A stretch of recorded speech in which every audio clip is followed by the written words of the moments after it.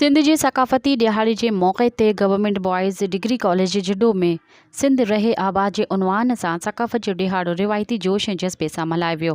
सकाफ़ती ॾिहाड़े जे मौक़े ते शागिर्दनि वॾे अंग में सिंधी सकाफ़ती लिबास पहिरें शिरकत कई।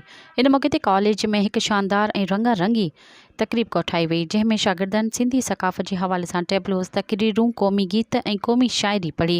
सिंध जी सकाफ़त सां मुहबत जो इज़हार कयो। शागिर्दनि सिंधी टोपी ऐं अजरक पहिरे सिंधी गीतनि ते मुसलसल रक़्स पिणु कयो। शागिर्दनि जावेद पिताफ़ी, फ़ुरक़ान राजपूत, ग़ुलाम नबी ऐं ॿियनि मुख़्तलिफ़ टेबलोज़ पेश किया। तक़रीब के principal professor doctor Abdul Latif Habshi, professor Ali Raza Qaim Khani, professor Mohammad Irfan आरई ऐं ॿियनि उस्तादनि पिणु ख़िताब कयो। इन मौक़े ते ॻाल्हाईंदे principal professor doctor Abdul Latif Habshi चयो त सिंध सूबे जी तारीख़ ऐं सकाफ़त कई सदी पुराणी आहे ऐं ज़िंदा क़ौमूं पंहिंजी सकाफ़त खे हमेशह यादि रखंदियूं आहिनि।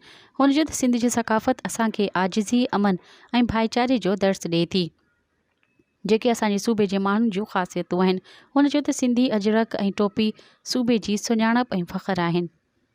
मज़ीद ख़बरनि ऐं तफ़सीलात लाइ विज़िट कयो असांजी वेबसाइट www.awamiNewsHD.com ऐं ॾिसंदा रहो अवामी न्यूज़ HD।